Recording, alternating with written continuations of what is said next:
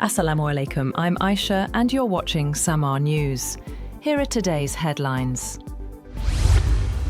President Donald Trump has told Southeast Asian leaders in Kuala Lumpur that Washington will remain a strong partner for many generations. Speaking at the USA ASEAN Summit, Trump said America is in its golden age and reaffirmed long-term commitment to the region. His Asia tour also coincides with the signing of a new Cambodia-Thailand ceasefire deal, brokered by the US earlier this year. Meanwhile, President Trump met Malaysian Prime Minister Anwar Ibrahim in Kuala Lumpur on the sidelines of the ASEAN Summit. Both sides signed agreements on reciprocal trade and critical minerals, with Malaysia calling the talks tough but fair. Trump now heads to Japan and South Korea for key meetings with regional leaders, including China's President Xi Jinping.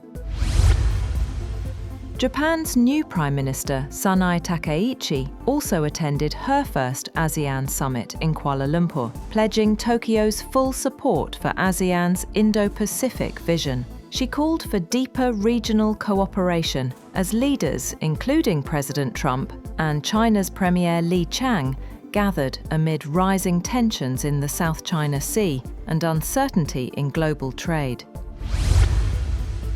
After 2 days of trade talks in Malaysia's capital, Kuala Lumpur, China and the United States have reached what both sides call a basic consensus on addressing trade concerns. During his meeting, US Treasury Secretary Scott Bessent and Trade Representative Jameson Greer, Chinese Vice Premier He Lifeng called for mutual respect and win-win cooperation. The discussions covered tariffs, export controls, and fentanyl-related measures.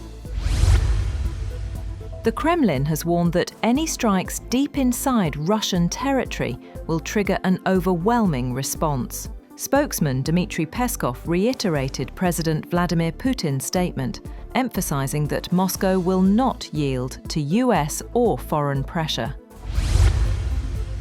Earlier, President Vladimir Putin announced the successful test of Russia's nuclear-powered Burevestnik cruise missile, a weapon he says is unmatched globally. The missile reportedly flew over 14,000 kilometers in 15 hours, demonstrating what Moscow calls unlimited range and the ability to evade any defense system. Putin said preparations are now underway for the missile's deployment. The United Nations Relief and Works Agency has urged Israel to allow urgent humanitarian aid into Gaza as winter sets in. UNRWA says shelter materials and winter supplies remain blocked in Jordan and Egypt, while people in Gaza struggle for warmth and safety. Despite a ceasefire deal with Hamas, restrictions and delays at the Rafah crossing continue, leaving hundreds of aid trucks stranded in Egypt's Al Arish.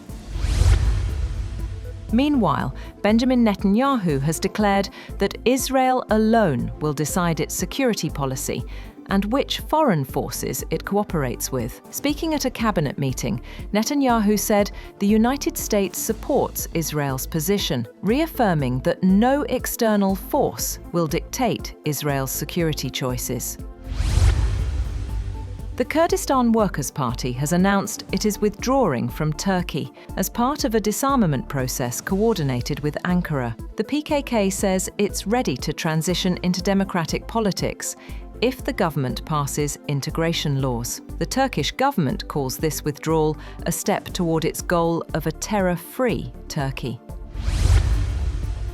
French authorities say they have arrested suspects in the daring $102 million jewel heist at the Louvre. One of the men was caught at Charles de Gaulle Airport while trying to flee to Algeria. The stolen crown jewels were taken in broad daylight last week, exposing major security lapses at the world's most visited museum. And a thick blanket of toxic smog has once again engulfed Lahore, pushing the city's air quality to hazardous levels. Officials say the pollution spike is due to both local burning and smog drifting from India after Diwali. Authorities have deployed new quick response units to curb stubble burning, with strict penalties for violators, as residents brace for worsening air conditions. That's all for now.